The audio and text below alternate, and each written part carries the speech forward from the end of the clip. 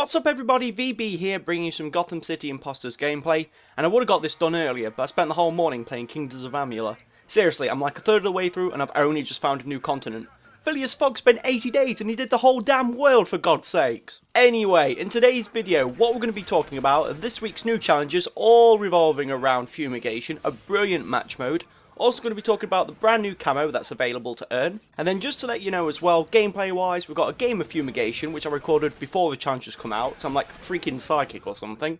And it's being played on the 25th floor. So all the challenges this week revolve around Fumigation, which is the tug of war domination-esque mode available on Gotham City Impostors. Of course it's available on GCI, you wouldn't be watching the video if it wasn't. Facepalm. Obvious point is obvious. Anyway, a lot of the challenges are emphasising playing the game for an objective. So, you know, you've got capturing 20 gas blasters, playing 20 rounds, and winning 30 rounds. So there's a more emphasis on actually going out there, capping those points, you know, passing the gas, and getting that easy XP. And also the funny monies for the costumes, because everybody wants those extra pair of tighty whities for their Batman costume. In addition to this, Monolith have also put out a couple of challenges which are pretty useful for those people that aren't too good for getting into a conflict. You know, you find a point, you easily get killed because you get swamped by people. So you've got some for just killing 20 opponents, good for those that want to play backup and help everyone else cap by taking out the enemies as they're advancing on a point. Note, taking out enemies as they're advancing, not being a dick and running around and just killing everyone and totally disregarding the objective in the first place. / rant over.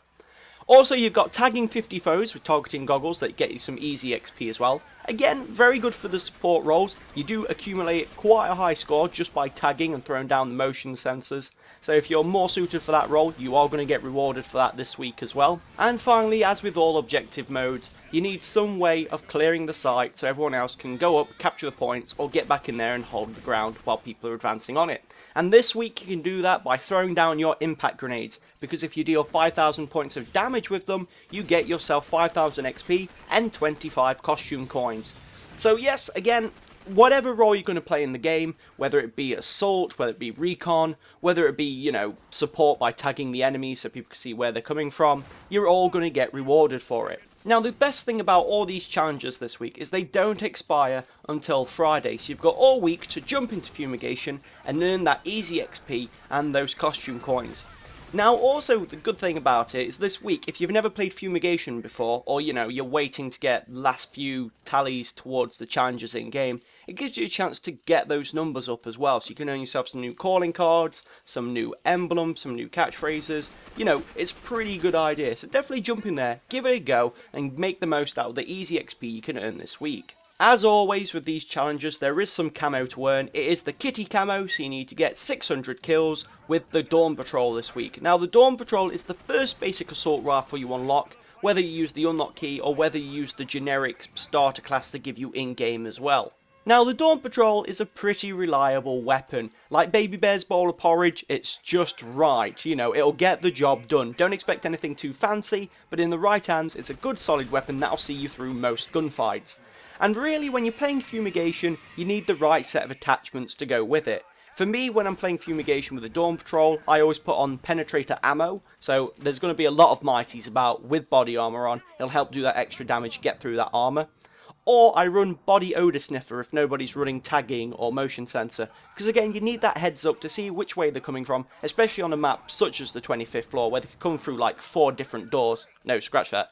5, 6 different doors even. So many doors. It's like you need like a showgirl somewhere. It's like, what's behind door number 1? It's pain! You'll also notice I'm running a heavier class, so I've got the roller skates on there as well, just so it gives me a bit more speed to get to the objectives and help the teammates out if they need it. And speaking of helping the teammates, you'll notice I'm dealing and healing as well. Because, you know, I can cap a point and then I'm a sacrificial lamb after that, I'll die. So once I've done my job, it's all about keeping everyone else alive. So I'm calling out where the enemies are, throwing down the health kits, reviving as much as possible. Oh, pro tip people, if you're going to run revive, don't start mashing X when I start to revive you. Good lord, I can't describe how infuriating it is in the past few games, where you get someone to about 3/4 of the revive circle and they go, meh, X. I'm sat there just out in nowhere going, well, this is awkward. Oh, hi enemy team. suppose while I'm giving this impromptu guide about how to play Fumigation, I better talk about fun facts. See what the lobby does first, play a couple of games, if you win you win, if you lose you lose, but at least you get a sneak peek into how the enemy mind works, and you can change your fun facts accordingly, because recently I played a couple of games where everyone's running like brute force, so I can run horse healthy, and you know, marksman, take out enemies a bit quicker before they take me out, or I could run bulletproof, kind of bulletproof even. No one's bulletproof, let's be honest, unless you're a monk. And you know, it helps in that situation. Alternately, a lot of people could run gadgets that help clear or disorientate the site while they're trying to take it.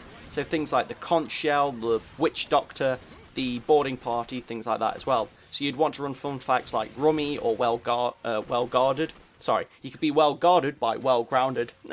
Seamless. No one will ever know.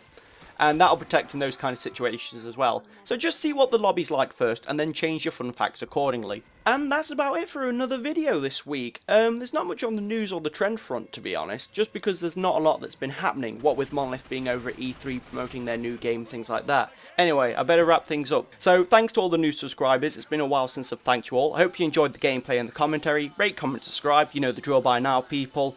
Keep up the GGs, and I will see you in the next video.